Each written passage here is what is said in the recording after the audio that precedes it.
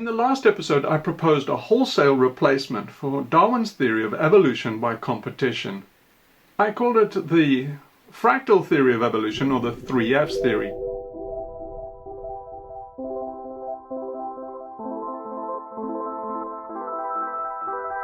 Now let's go over the role of filters in evolution.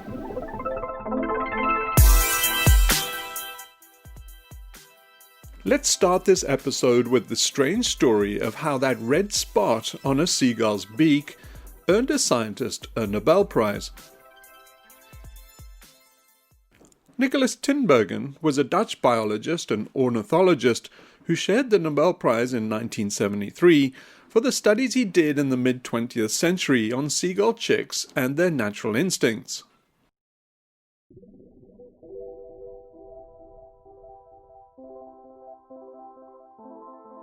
Seagull chicks beg for food by pecking on that red spot.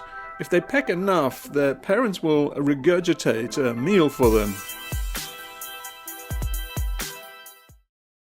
In 1950, Tinbergen and Perdek tested the effects of different visual stimuli to try and work out exactly what it was that stimulated the gull chicks in that red spot. By varying the characteristics of various models, Tinbergen found that the chicks responded most to a white stick with 3 red bars at the end. The reason why Tinbergen got the Nobel Prize in 1973 was because at the time there was a furious debate going on about nature and nurture. Tinbergen's work demonstrated that the red spot on a gull's bill had everything to do with instinct and nothing to do with learned behavior. So it went a long way towards settling the debate. What was interesting and unexpected is that the more red bars Tinbergen added to his stick, the more the chicks were stimulated and the more intensely they begged. This is now known as supernormal stimulus behavior. Supernormal stimulus means that an exaggerated imitation can often easily influence an instinct more than actually the real thing. V.S. Ramachandran, a popular neurologist, used this to propose a theory of aesthetics and beauty in art. Anyone here today will tell you art has nothing to do with realism. It's not about creating a realistic replica of what's out there in the world.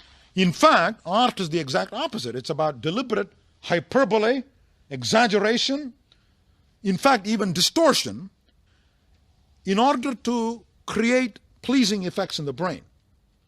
Now, obviously, that can't be the whole story. You can't just take an image and randomly distort it and call it art. The distortion has to be lawful. The question then becomes, what kinds of distortion are effective? In prehistory, starting around 30,000 BCE, the very first works of ascetic sculpture that we know of seem to be designed to stimulate the male amygdala or reptilian brain. They are known in archaeology as Venus figurines because of the widely held belief that depictions of nude women with exaggerated sexual features represented an early fertility fetish, perhaps a mother goddess. This is the Willendorf Venus, the oldest known masterpiece of sculpture. And look how fleshy and Rubensian she is.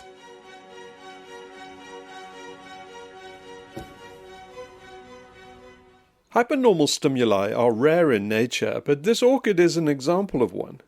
Most orchids attract pollinators by offering some form of food, but this orchid has evolved to have a dark pod that represents the sexually exaggerated form of a female wasp.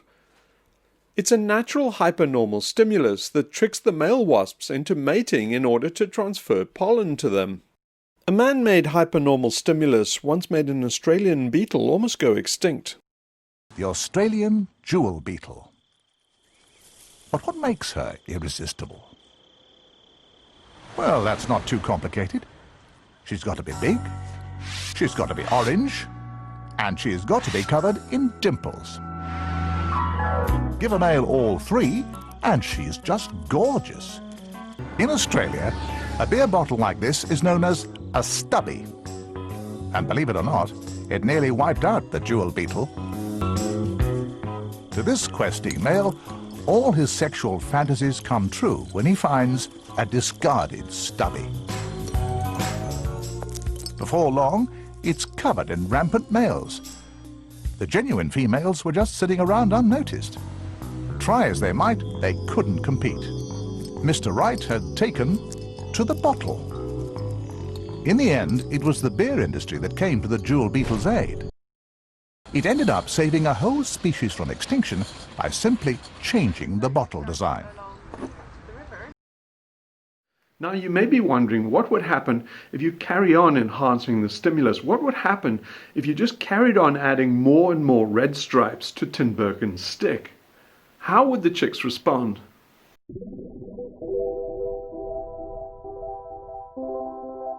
What Tinbergen found was that the more stripes he added to the stick, the more it stimulated the chicks, but only up to a point. After a certain point, if you carried on adding stripes to the stick, the chicks lost interest. The stimulus actually started to wane.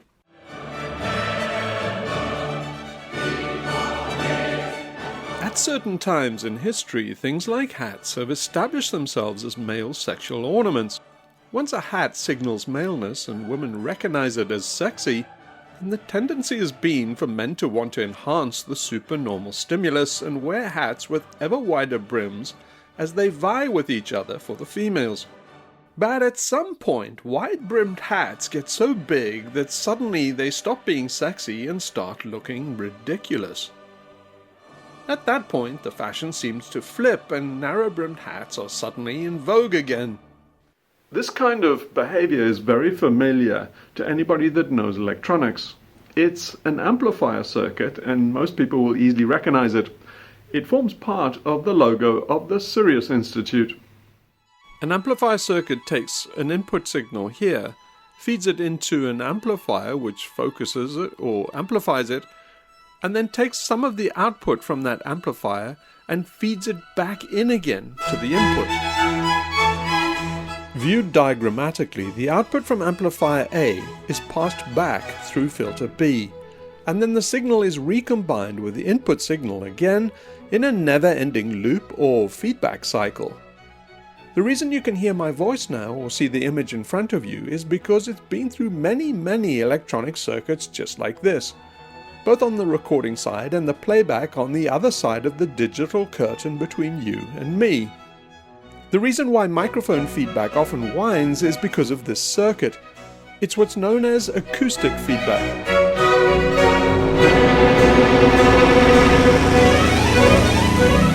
If a microphone picks up the output from its own speaker, it can amplify it in a runaway feedback loop or vicious cycle, just like the climatic heating that's happening right now in the Arctic. However, the signal doesn't run away to infinity because filter B imposes a high pass and a low pass bandwidth cutoff, which modulates the signal and keeps it within a certain range. Now, this is an important insight for evolution. Predators are getting better at catching prey. Prey are getting better at escaping from predators. And so there's a kind of escalation. It's an arms race. If that were true, there would be no cutoff point. An arms race is linear and runs off to infinity without limit. Clearly, that's not the case in evolution.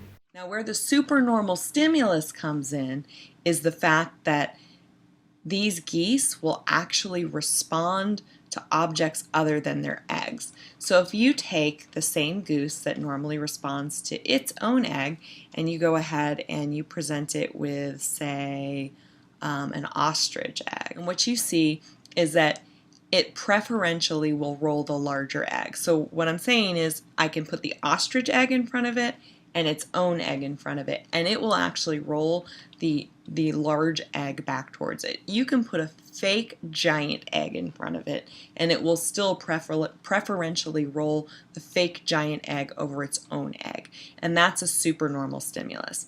We have to talk about evolutionarily what's happening there, because that doesn't really make any sense, right? Like, why would you roll a fake egg or a pool ball or a block or a Russian nesting doll back to your nest over your own egg? Well, the ultimate causation, the ultimate evolutionary response is underlying that behavior is that larger eggs in nature typically produce healthier chicks. And when you actually look at studies, like scientific studies of that, measure the eggs, measure the survivorship of the chicks, you can see that larger eggs produce healthier chicks. Well, I don't really buy it. If that explanation were really true, then goose eggs would be getting bigger and bigger by the day and heading off to infinity. But clearly the average size of a goose egg is stable, so the theory makes no sense whatsoever. In evolutionary biology, this is sometimes called Fisherian runaway. Ronald Fisher, the racist eugenicist who was responsible for giving Darwin's theory the thin veneer of mathematical respectability it so dearly lacked, proposed it as a reason for the evolution of exaggerated male displays in ornamentation, by persistent directional female choice. A filter, in other words. Ever since Darwin, extreme and apparently maladaptive sexual dimorphism, such as the peacock's tail and the display of the male peacock spider, represented a paradox for evolutionary biologists. But it seems to me that once again Darwinists are contradicting themselves. Remember, Darwin's sole contribution to evolutionary theory was to misapply capitalist economics to nature. Darwin claimed that evolution happened because all animals overpopulate their habitats, which inevitably results in a Malthusian catastrophe, which then forces the victims into an all-out competition against each other, from which only the champions of the species survive. Over time, this was supposed to result in only the best of breed. But Fisher, in fact, was saying the opposite. He said that in some cases of sexual selection, runaway competition results in only the most maladapted individuals surviving. Yeah, Darwin had a real problem with peacocks. In fact, he once said, the sight of a peacock makes me sick, because he really didn't understand how it could evolve. So radical was the idea of female choice that it was more than a century before anyone tested it. Marion Petrie's experiments with peacocks were among the first. According to sexual selection theory, peacocks grow their tails because peahens pay attention to them. And peahens pay attention because only a healthy, fit, strong peacock can afford to grow one. To test that, Petrie measured the tail lengths of a captive population of peacocks. 145. Then she charted exactly which males the females chose over an entire mating season. Her data left little doubt. To peahens, size matters. Next, Petrie tried reducing the number of eye spots in some otherwise well-endowed tails. The result was a lonely mating season for the trimmed birds. And what we found is that if you were mated to a male with an elaborate train, your offspring survived a lot better. Paternity does matter. Except it doesn't. Petrie only studied about 10 captive peafowl. In 2008, a team of Japanese ecologists studied a group of feral peafowl about 10 times the size of Petrie's over 7 years, and completely overturned Petrie's findings. Petrie's results, confirming Darwinism, although wrong, are still a popular myth, widely reported in textbooks and the popular science press, and as usual, any debunking of Darwin hardly gets a mention. In the end, Petrie conceded that, at the end of the day, we will never know what peahens are looking at and how they select their mates. You can't ask them. Well, hopefully she gets to watch this video someday.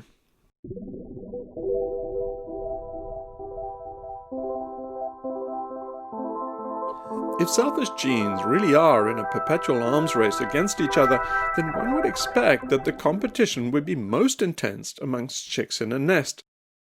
Perhaps with their begging behavior, chicks are competing with their siblings for the limited resources of their parents' food. If ever a selfish gene desperately needed to compete for its survival, it would be in the nest, because virtually genetic equals would be surrounding it. But do bird-chick siblings in a nest actually compete with each other? It's an interesting footnote, but Tinbergen's brother also got the Nobel Prize. They're the only two siblings to do so, and it makes you wonder, were they perhaps sibling rivals? I bet they were. Tinbergen's work launched the whole new field of animal behaviorism, which is now called ethology. Ethologists found that there is no sibling rivalry or Hamiltonian spite with begging behavior in chicks. Studies have been done which manipulated the competitive environment of individual European starlings. They found that manipulating the siblings around a target chick didn't actually alter that chick's begging behavior, which proved that they don't modify their behavior according to their neighbors, therefore they are definitely not competing with each other. They found that begging behavior in chicks is an honest signal of their hunger level.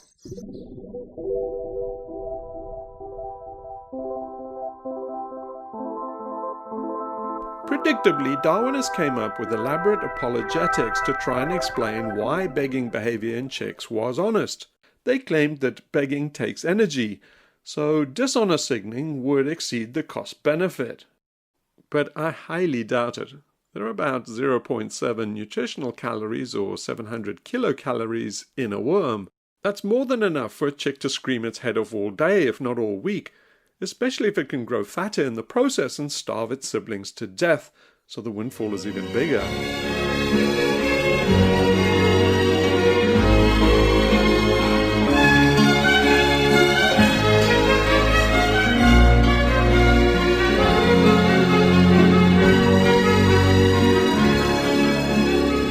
Once again, we find ourselves at that Darwinian paradox, that everything is supposedly based on competition. Yet the most efficient form of competition is cooperation, so the whole theory becomes ridiculous.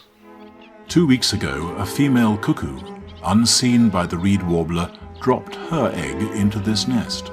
Now the young cuckoo hatches. As the first of the brood, the reed... Chick siblings are not competitive, but cuckoos are. Like the wasps and orchids, cuckoos are a rare example of supernormal stimuli occurring naturally in nature. That bright red beak and exaggerated call is a supernormal stimulus for the unfortunate foster parents. Which is strange, except if you think of them as a parasitic feedback loop.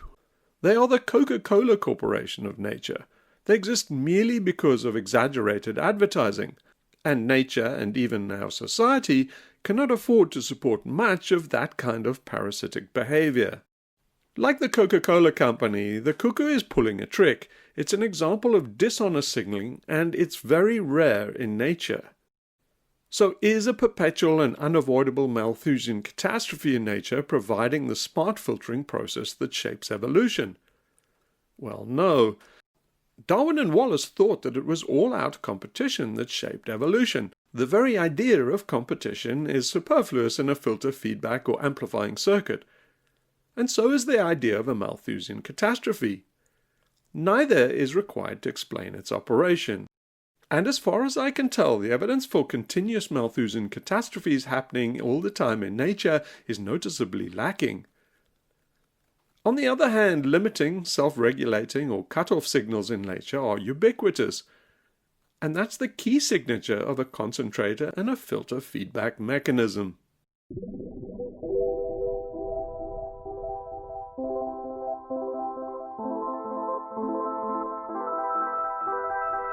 Now, what about sexual selection? Surely Darwin was right about that. There must be competition in sexual selection. Mates have rivals, and they compete with each other for opportunities to mate. Surely Darwin then was at least right about that. Weaker males have dropped out, leaving only those with staying power. He takes his place on a small rise, a spot he's fought hard to secure. The males inflate, tails spread, but beyond displaying, they're powerless. It's the female who holds the cards.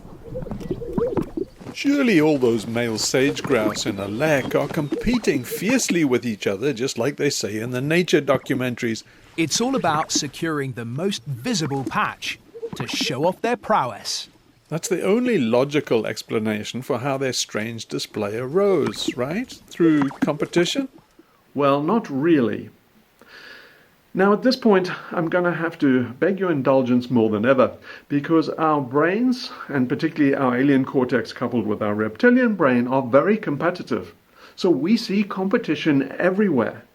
But is it really so? Now, the argument against it is quite subtle, so stick with me on this. And if there's one thing Darwinists don't do very well, it's subtlety. Darwinism works best on a kind of middling intellect that's just smart enough to make it through college, but not quite smart enough to question the prevailing Darwinian dogma. Part of the reason for this is that our education system, designed as it is by the alien cortex, is acting as a kind of amplification system for the alien cortex itself. Examinations are, after all, just filters. Like a bandpass filter for the Darwinian perfect alien cortex, places of higher education use the ritual of examinations to weed out students who can't make the grade on the lower threshold, and they also filter out those that are too smart and question Darwinian orthodoxy. This is the Government Educational Service calling. Your son, Richard Jordan Jr., has completed the government examination, and the results have been analyzed. We regret to inform you your son's intelligence quotient has exceeded the government standard according to Rule 84, Section 5 of the new code. You may specify now whether you wish his body interred by the government or would you prefer a private burial. In college, Tinbergen was Dickie Dawkins' dissertation advisor. Dawkins started out as an animal behaviorist or ethologist and eventually turned into, if not Darwin's bulldog, then at least Darwin's chihuahua. Both Tinbergen and Dawkins were strident atheists. I think Tinbergen believed that the world's religions were examples of unnatural supernormal stimuli, and I would heartily agree with him, the religion of Darwinism not excluded.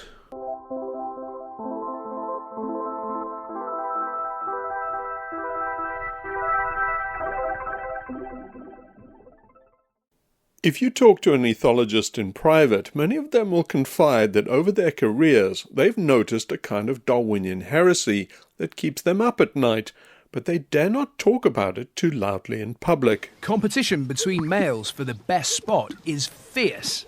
Once you get over all the breathy hyperbole in nature documentaries, ethologists notice time and again that rather suspiciously animals are not competing very hard or very often.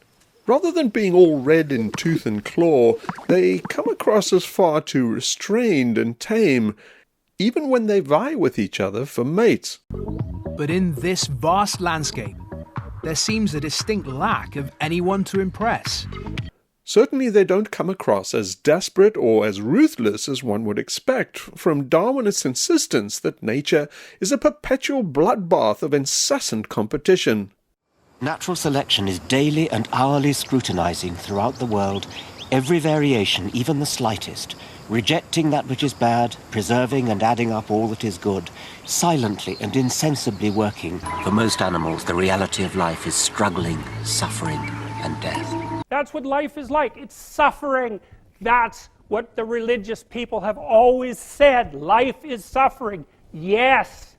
Theatrics aside, the closer one looks at supposedly competitive behavior in animals, from territoriality to mate selection, the more their behavior looks more like signaling rather than competing.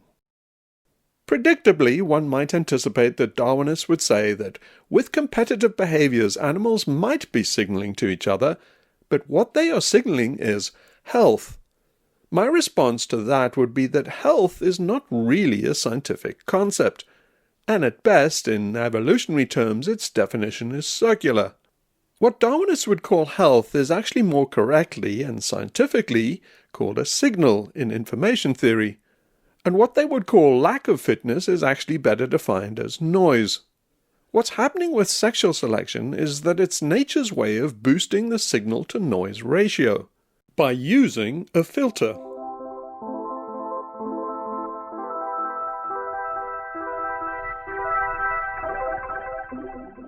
To describe what's going on, we're going to have to delve into a field launched by Claude Shannon.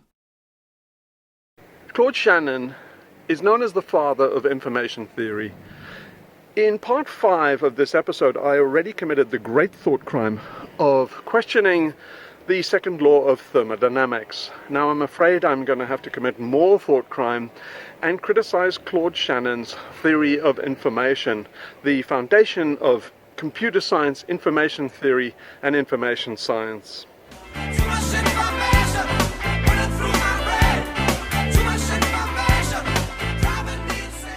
Claude Shannon was a telephone engineer, so he thought in terms of a signal coming down a telephone wire, maybe bits, zeros and ones. Now, in his conception, if you could predict the pattern of the bits, they had no information content.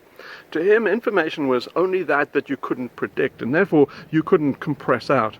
For example, if you had a long string of 01, 01, 01, 01, say 10 times, then you didn't have to send that many redundant 01s. You could just compress them out, say do run length encoding, and send a code that said repeat 01 10 times. That would be a much shorter message, and that would be incompressible. So that was what Claude Shannon thought information was all about. And the bits that you couldn't compress, those were basically what the message was on a wire. Now, I think that's exactly the wrong way around. I think the information is in the redundant part. To add insult to injury, later information theorists came along and confused thermodynamics and Boltzmann entropy with signal theory, making an impenetrable mess of both fields. It's not for nothing that one observer noted, "More bullshit has been written about entropy than any other physical quantity." The popular understanding of entropy today is randomness or disorder, which has bled into information theory as the wrong-headed notion that the information in the signal is the randomness or disordered content of the message, which has led to the ridiculous notion that what a monkey hammers out on a typewriter has more information content than a work of Shakespeare. Venez, regardez ça! C'est quoi cet engin marrant? Oh ouais! The confusion between thermodynamic entropy and information entropy has led to countless numbers of junk papers and junk science and information theory about people that misunderstand cooling effects, heating effects, molecules, whether information is reified or abstract, and it's all because people are thinking in terms of unpredictability and random information content as the information content, when it's really the syncing, the redundant part of information that really is the message content. That's where the signal is. By far the majority of messages ever sent down a wire probably have the format that goes, "Hi Mom, how are you? I'm fine. What's news? Okay, let's sync up later. Goodbye." So there's a huge redundancy in those messages. Almost all phone calls are something of that format. There's very little Shannon-type information in them. And I think that's what the information really is. It's for two parties to sync up, to sync together.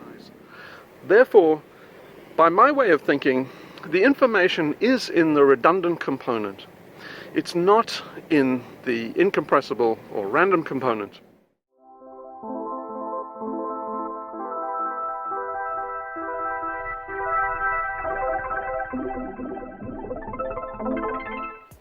Now, according to Shannon's way of thinking of information, then the Library of Congress has a huge amount of information, not much redundancy, you probably couldn't compress it very much. But by that same token, if I got all the ink in all the books in the Library of Congress and just poured them in the ocean behind me, that ocean would have a lot more information than the Library of Congress. Why? Because it would have more information entropy. Now, how can it be that a huge pool of random molecules can have more information than the Library of Congress? Well, I think that most information theorists would say, well, the Library of Congress has more useful information. So what characterizes useful information as opposed to useless information of the ink poured in the ocean back there? It has to be that people can use that information to sync up. Two parties can use the information in the Library of Congress to sync their thinking, to sync their activities. What makes it useful is the synchronicity, the chronicity in the data. And therefore, Shannon was wrong. The information is in the redundant part of the message and not in the apparently newsworthy part, the part that has incompressible and unpredictable information. The unpredictable information is just the minimum amount of information for the two parties then to coordinate and sync themselves. So information is all about syncing and not about random entropy or communication of entropy. We've got it absolutely upside down. Even if you stick with the conventional or Shannon view of information, you can't actually send that information down a wire until you've actually synchronized. The sender and receiver have to synchronize some way. Either they have to have a baseband or some kind of carrier wave that then gets modulated to send the Shannon information. So you need synchrony first before you can actually pass the entropic information that Shannon would call information.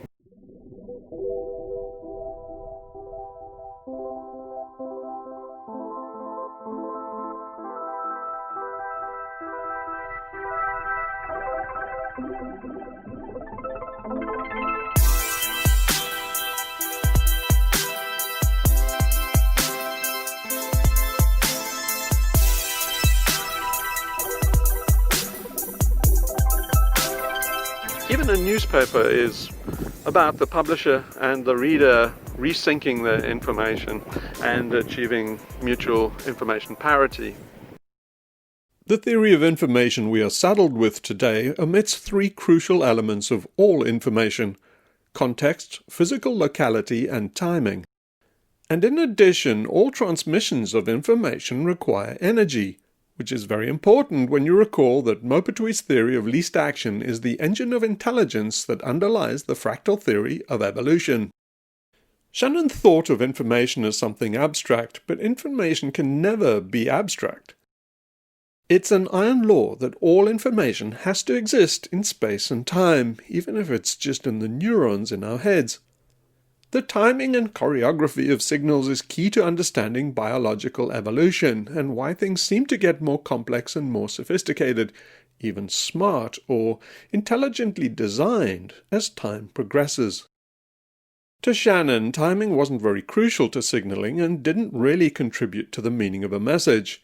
Take, for example, a nuclear submarine out at sea. If the submarine sent a prearranged signal back to the shore station at noon every day to say all's well, then according to Shannon, those daily messages have no information content and they don't really need to be sent.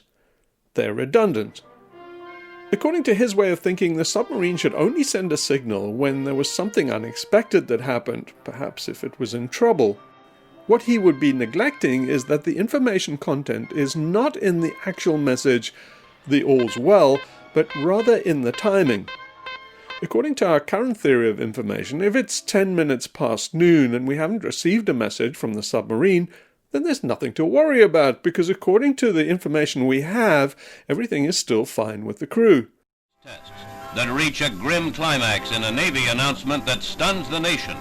After a final, partly garbled message, a submarine is on the bottom and unable to rise. But in reality, as time goes by, we can assume the submarine is not okay with a growing degree of certainty. It's the timing of the message stream that lets us know that. Then, after fruitless search, the Navy announces bleakly that the Thresher is overdue and presumed missing. The sequence and choreography are also crucial, but according to our current theory of information, only message content is important, not the order of the message packets. But clearly in reality a message stream is not commutative. For example, if I send you a message to put on your socks and shoes, if the two messages get out of sequence during transmission, you wind up with a very different result when you go out on the streets. Think about it. Sequencing and timing are obviously crucial. Kronos hides behind every message and communication in the universe.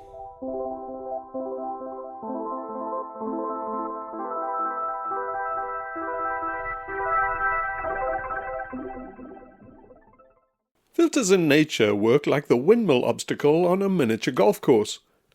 If you don't get the timing just right, the signal gets blocked. And An example of how this might work in ethology is bird signaling. We do know that successful males display precisely and repeatedly, taking their cues from the females. Imagine the male bird has a timing circuit in the brain that works like an accumulator or a capacitor in an electronic circuit. If the timing of the female's call is slightly off, then nothing happens.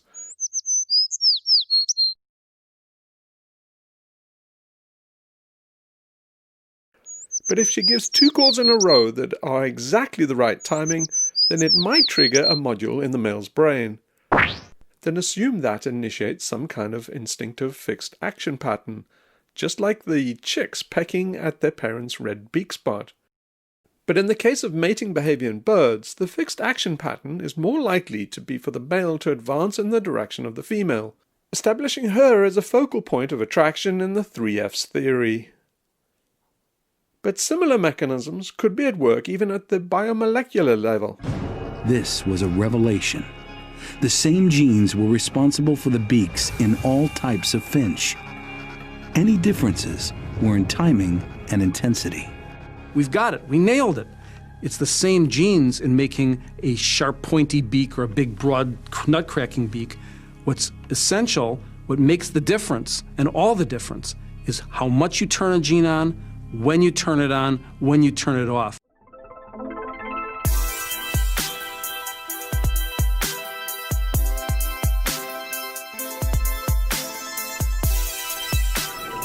Voyager's passage by Jupiter accelerated it towards a close encounter with the planet Saturn.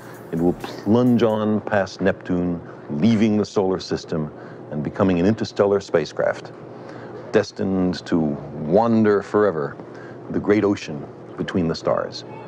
And if Voyager should, sometime in its distant future, encounter beings from some other civilization in space, it bears a message.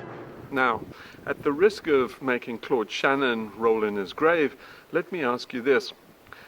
When Carl Sagan composed humanity's message to the aliens, the message in a bottle that we sent on the Voyager spacecraft when it left the solar system, the only man-made object to do so, did that message that Carl Sagan composed contain information or not? A phonograph record, golden, delicate, with instructions for use. And on this record are a sampling of pictures, sounds, greetings, and an hour and a half of exquisite music, the Earth's greatest hits.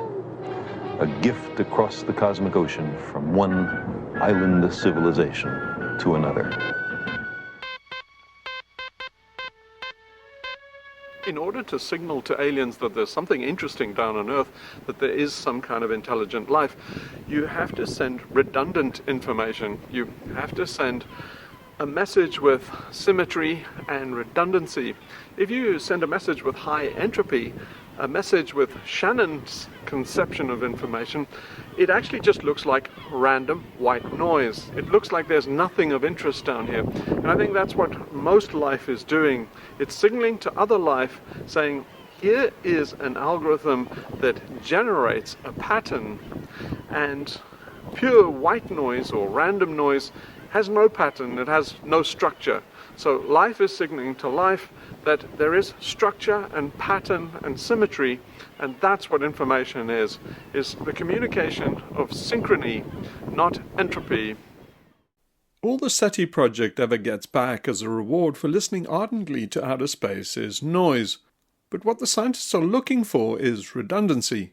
If there really are any aliens out there trying to transmit to us, then they're making a big mistake sending us a random signal, or even a crypto-random signal, because we can probably never discern it from all the background noise. And pray that there's intelligent life somewhere up in space, 'cause there's bugger all down here on Earth. So what was Carl Sagan really trying to do with his message to the aliens? Well, obviously he was trying to do what any songbird does in the mating season. He was trying to signal, here's something interesting, here's a redundant algorithm, there's synchrony, there's something interesting, there's pattern. Hello. And that helps us understand mating behavior and mating competition, or the lack of it. You see, what the female is really doing is not selecting healthy males. She's filtering out the signal from the noise. When there's only one male, things are simple, and the signaling can be unsophisticated.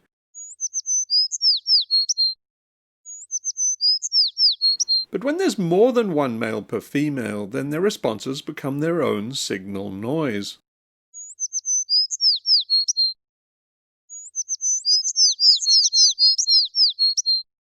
In order for the female to stay a focal point of attraction, the male's responses have to evolve and become more complex. And her filter has to become more refined too.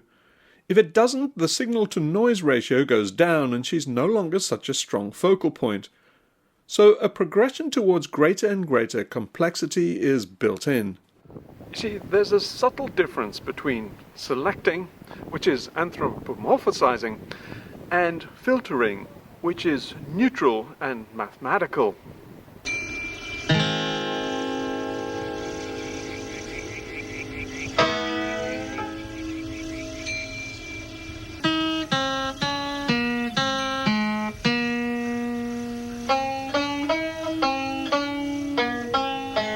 It may superficially look competitive because it has to increase in complexity. As soon as a base synchrony is established, then it becomes its own noise. In other words, you have to refine the signal and make it more complex so that it stands out even from its own noise.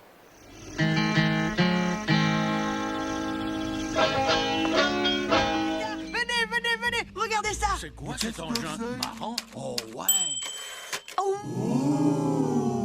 Then the next fellow who joins in goes into the spaces which that fellow is leaving. Hey!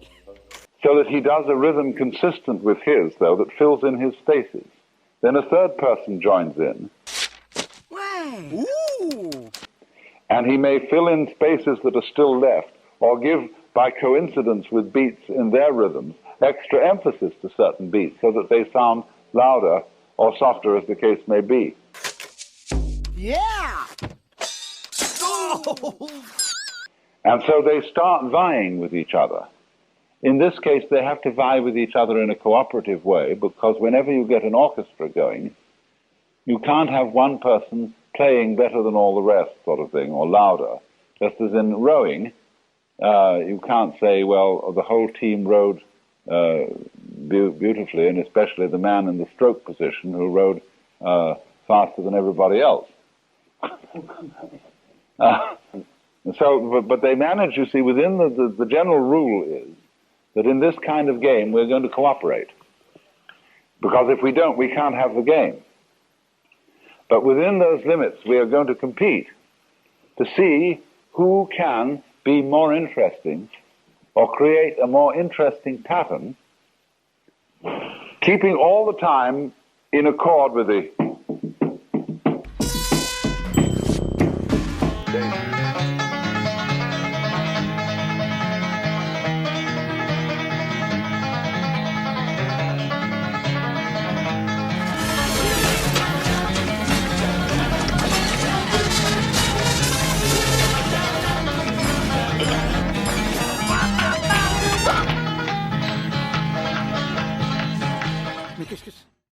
Darwinists see dueling banjos. Their alien cortexes, which adore conflict, bias them to see it that way. Talk about genetic deficiencies. But it's actually more correct to see them as fueling banjos rather than dueling. The one fuels the other. It's a self-reinforcing filter feedback loop, in other words. Roughly speaking, from birds to cells to neurons in the brain to even whole ecosystems, algorithms are doing a kind of Fourier analysis to try and tease out signals from noise. The more channels there are, or the more directed paths in a cyclic network, the more sine and cosine functions in the Fourier series, and the higher the fidelity of the signal. The Courier, a ship without guns, goes into battle armed with the greatest weapon of all, truth. During the Cold War, America broadcast propaganda to listeners behind the Iron Curtain, using America-financed Radio Liberty and Voice of America. The Soviets responded by trying to jam the signal. Voice of America broadcast the same program simultaneously on a number of different channels. But the Russians used different jamming signals on each wavelength and often used different pieces of music on each channel. What would-be listeners soon found was that if you got 2 radio receivers and listened to a different channel in each ear, somehow the human brain combines the Voice of America broadcast and amplifies it, while the 2 different jamming broadcasts cancelled each other out and became tolerable background noise. The result was that you could listen to the Voice of America broadcast quite comfortably that way. The more channels you add, the more clear the signal becomes, and the easier it is to filter out the noise. Well, you can do anything but take me over my blue suede shoe.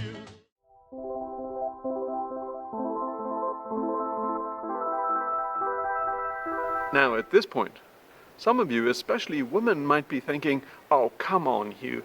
Of course, females are selecting healthy mates. Otherwise, why would some males, for example, look more handsome, more attractive, and more appealing than some other males? Surely that's a signal of genetic health from a selfish gene. It's well established that symmetry is a strong analog for attractiveness in facial features. But it's not just body proportions. What is found facially pretty is basically the indicators of health, and then for sexual attractiveness, indicators of that would make it really clear this is a female, that go with having more estrogen, less testosterone in the body. The popular idea is what's called the good genes hypothesis. The argument is that deviation from facial symmetry is due to difficulties arising during development, caused by malnutrition, infection, and genetic mutation. Facial symmetry is therefore a marker of good genetic health, and so mates seek it out because it's desirable for conferring fitter genes on potential offspring in the old competitive rat race. But by the same logic, one could easily argue that asymmetrical faces should be more attractive, based on the handicap principle of the peacock's tail. What asymmetry should be saying is, hey lady, look at these wars I've been through, and I'm still alive and kicking. Wanna dance? On the other hand, perfect facial symmetry should just signal that the resilience of your genes hasn't been tested very hard, so the survivability and strength of your genetic constitution is untrustworthy. As usual, Darwinists argue both sides. Needless to say, when a large study led by Nicholas Pound of Brunel University examined the health histories of nearly 5,000 people, they found no association between deviations from perfect facial symmetry and health history. But as usual, since it contradicts our culture's Darwinian fetish, the debunking of this popular rationalization was largely ignored, and the myth continues to get repeated ad nausea. But that leaves the central question. Why have faces evolved to be so symmetrical? Why are symmetrical faces attractive? Why are they a supernormal stimulus? I think the answer lies in Schelling points.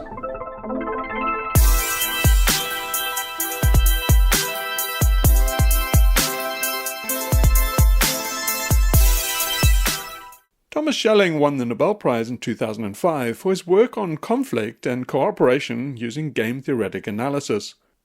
He was famous for his classic analysis of focal points in cooperation games. In one of the original examples he gave, he proposed that 2 individuals have to meet up in New York City the next day, but they don't know the exact time and place, and they have no way of communicating. Schelling suggested that even with the vast number of possible places and times to meet all over New York, the 2 individuals wouldn't really struggle to hook up. They would likely both pick 12 noon at Grand Central Terminal beneath the central clock, because they would both guess that the other would think that that was focal. Schelling points are also known as focal points. The main characteristic of a pure coordination game is that there are many equilibria, or what in game theory is referred to as Nash equilibrium. And of course, the question is, how do you and your partner coordinate to select the same outcome? How do you coordinate on the same equilibrium? The easy answer is that you talk to each other. That's why communication exists. But what if you cannot communicate? What if the lines are broken? What if you are faced with a tacit coordination problem? People can often concert their intentions or expectations with others if each knows that the other is trying to do the same. Most situations provide some clue for coordinating behavior, some focal point for each person's expectation of what the other expects him to expect to be expected to do. Finding a key may depend on imagination more than on logic, may depend on analogy, precedent, accidental arrangement, symmetry, static or geometric configuration, casuistic reasoning, and who the parties are and what they know about each other. He concludes that poets may do better than logicians at this game. Autopoiesis even more so. Given the choice of heads and tails and told that your partner and you win if you both pick the same thing in isolation, then a focal point emerges around heads. In picking from a list of numbers, most people pick 7. Choose one of the 16 squares in the image displayed below. You win if you and your partner choose the same square. Focal points emerge in the top left-hand side, bottom right-hand side diagonal, and the upper right-hand side quadrant. You and your partner parachute unexpectedly into the area shown below. You must get together quickly to be rescued. Name the location on the map where you would go. Here, the bridge at the center of the map emerges as focal point.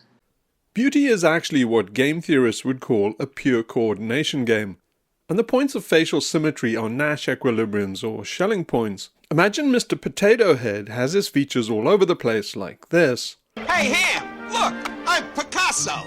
I don't get it. You uncultured swine! Let's think of Mr. Potato Head's facial features as the signal or transmitter. Now, Mrs. Potato Head is the receiver or radar detector. She's looking for the strongest supernormal signal in his facial features, the one that stands out the most against the noise of everyday life. Assume she has a random model of Mr. Right in her head. Since the sender and receiver's signals are ordered by chance, they have a low probability of corresponding. How can they improve their correspondence? The most efficient way to do that is for the algorithms that place facial features, i.e. Hox genes, and the model in Mrs. Potato Head's brain to evolve towards the obvious Schelling points and places of symmetry in a kind of coordination game. That's not really all that difficult for them to do, since according to the fractal theory of evolution, symmetries are multi-layered and recapitulate their patterns all the way down to the biomolecular growth algorithms. After the first cell division, cells continue to divide symmetrically. These steps are controlled by genetic instructions from the mother. But after the 1,000 cell stage, the embryo's genetic instructions take over, a process called the midblastular transition. The faster the genes responsible for arranging a face and the genes responsible for the neuromodel which looks for the perfect pattern of a face converge, the stronger the signal. The stronger the signal, the more intense the closed feedback loop. Fractal transmitting algorithms seek and find corresponding fractal receptor algorithms using Maupertuis's principle of least action. The phenotypes generating instructions are recursive, so they have no trouble finding obvious focal points based on bilateral symmetry, which comes from splitting functions, and points like golden sections, which come from Fibonacci growth sequences. Like Carl Sagan reaching out across the galaxy, algorithms seek and find each other using redundancy. This figure also contains a magic spiral that repeats the proportions of the golden section into infinity. To the Greeks, the golden rectangle represented a mathematical law of beauty. We find it in their classical architecture. The Parthenon, perhaps one of the most famous of early Greek buildings, contains many golden rectangles.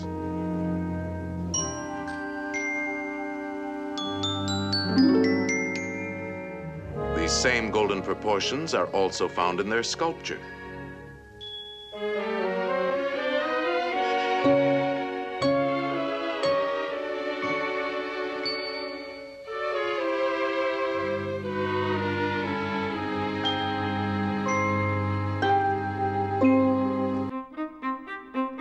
Nature, it seems, has a thing about symmetry. When we encounter it, it makes us smile. When we seek it out, we find so many forms balanced and ordered, aligned and precise. Why have centuries of artists equated beauty with symmetry? In ancient Greece, Aristotle wrote, "The mathematical sciences particularly exhibit order, symmetry, and limitation, and these are the greatest forms of the beautiful." Reflection symmetry occurs when two halves of an object are perfect mirrors, like the butterfly. One tip of a symmetrical snowflake tells us something about all the tips. One petal of the lotus teaches us about all the others.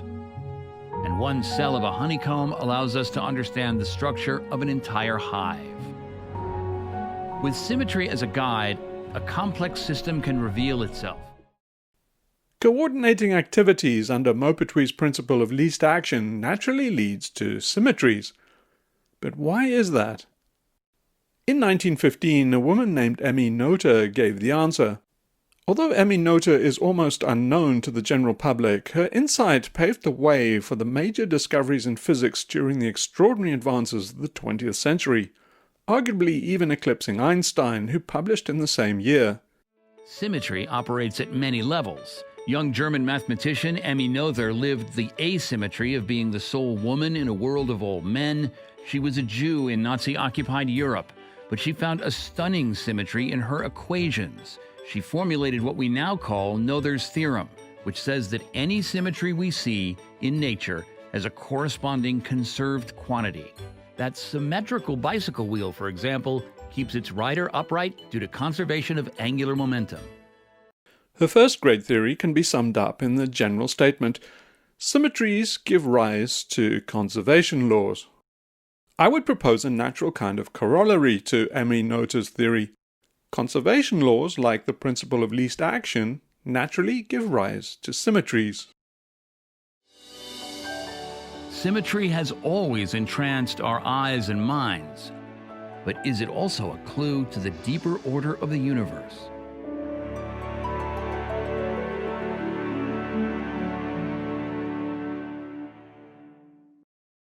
How far down does signaling and filtering really go? What evidence is there for genes themselves having symmetric and fractal influences on each other, rather than just stochastic and random influence? Cell biologists now realize that to even fit inside the nucleus, long stringy DNA must fold and refold itself into a fractal pattern of loops within loops within loops. A pattern where it becomes nearly impossible to tell what scale, nano, micro, or millimeter you're looking at. As far as we know, the fractal nature of life goes all the way down to the fabric of the universe. Some scientists have even turned DNA into music and found that it has the same features and structure one might expect in a musical composition. Two scientists did the reverse and translated the notes from Chopin's Nocturne into DNA. They were surprised to discover a sequence strikingly similar to the part of the gene for RNA polymerase. This polymerase, a protein universal throughout life, is what builds RNA from DNA. DNA has semiotic qualities, and DNA, especially junk DNA, shows strong signs of Ziff's law. George Zipf himself thought language's interesting rank frequency distribution was a consequence of the principle of least effort, the tendency for life and things to follow the path of least resistance. Zipf believed it drove much of human behavior and hypothesized that as language developed in our species, speakers naturally preferred drawing from as few words as possible to get their thoughts out there. It was easier. But in order to understand what was being said, listeners preferred larger vocabularies that gave more specificity so that they had to do less work. The compromise between listening and speaking, Zipf felt, led to the current state of language. You can see parallels of this in the evolution of everything from birds' mating behavior to cell signaling. Order and form arise as a point of equilibrium from this kind of impedance matching in the dynamic tension between a sender and a receiver. Ziff's law doesn't just mysteriously describe word use. It's also found in city populations, solar flare intensities, protein sequences and immune receptors, the amount of traffic websites get, earthquake magnitudes, the number of times academic papers are cited, last names, the firing patterns of neural networks, ingredients used in cookbooks, the number of phone calls people receive, the diameter of moon craters, the number of people that die in wars, the popularity of opening chess moves, even the rate at which we forget. There are plenty of theories about why language is Ziffy, but no firm conclusions. Just a few years after Ziff's seminal paper, Benoit Mandelbrot showed that there may be nothing mysterious about Ziff's law at all. Because even if you just randomly type on a keyboard, you will produce words distributed according to Ziff's law. It's a pretty cool point, and this is why it happens. There are exponentially more different long words than short words. After a letter is typed and a word has begun, the probability that the next input will be a space, thus creating a one-letter word, is just 1 in 27. If we divide by the number of unique words of each length there can be, we get the frequency of occurrence expected for any particular word given its length. Subsequent researchers have detailed how changing up the initial conditions can smooth the steps out. Our mysterious distribution has been created out of nothing but the inevitabilities of math. Modern biology assumes that signs and meanings do not exist at the molecular level, but that goes completely against the grain of the evidence. More than a decade ago, a whole new field arose to study signs and codes in biology. The idea that life is based on semiosis, the study of signs to create meaning, is called biosemiotics.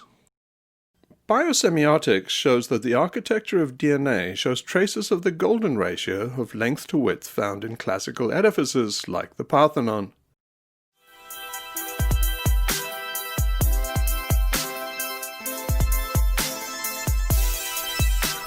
Signals relay information about the state of affairs in one cell to another, so that the receiving cell can respond appropriately, usually by producing additional chemical signals to send to other parts within that cell or to send to other cells. Cells, after all, have to work together in a coordinated way, and this is more or less the essence of a living system. Biosemiotics is concerned with the larger ramifications of these facts. There is no clear boundary between life that is primitive and life that, like us, can use language and communicate really complex, abstract ideas. The signaling process gets more and more complex with organisms of greater complexity, but signaling is signaling.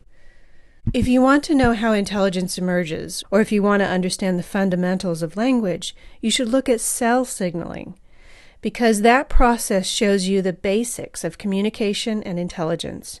Here is a neuron. This is a model of a dopamine signaling pathway which helps create intelligent semiotic behavior. Cells don't have representations that are not self-reinforcing signal pathways. Neither do we. So I think if we're looking for a general theory in biology, it is a theory of computation in a sense. It's a theory of generation.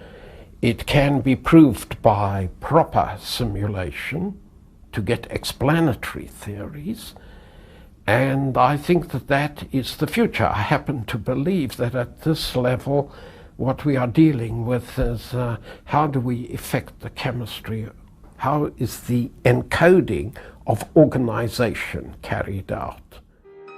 It's not Darwinian competition that makes organisms evolve. It's whether a feedback loop is closed and whether filtering enhances the information signal encoded in DNA against a background of genetic noise. Remember that living organisms are a Kantian whole, so if the parts don't contribute to the whole or the whole doesn't contribute to the parts, then the transmission of progeny decays and falls apart. Whether a computer program on your computer runs successfully to completion or crashes is solely due to its internal logic, not the environment it executes in or the computer it runs on. Once you comprehend that, you can see that life is mostly an internal trial of the biological algorithm against itself, not really a struggle of the algorithm against the environment or other organisms. Out in the environment, the longevity of the algorithm is basically how well its signal propagates against a background of entropic noise or chaos.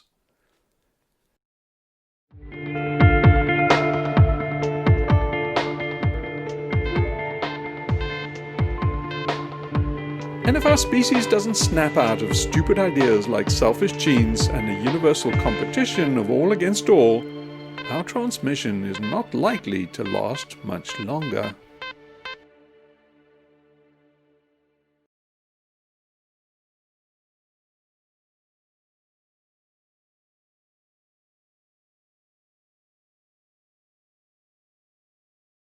Know thyself. Who are you? Forces of the demiurge and chaos.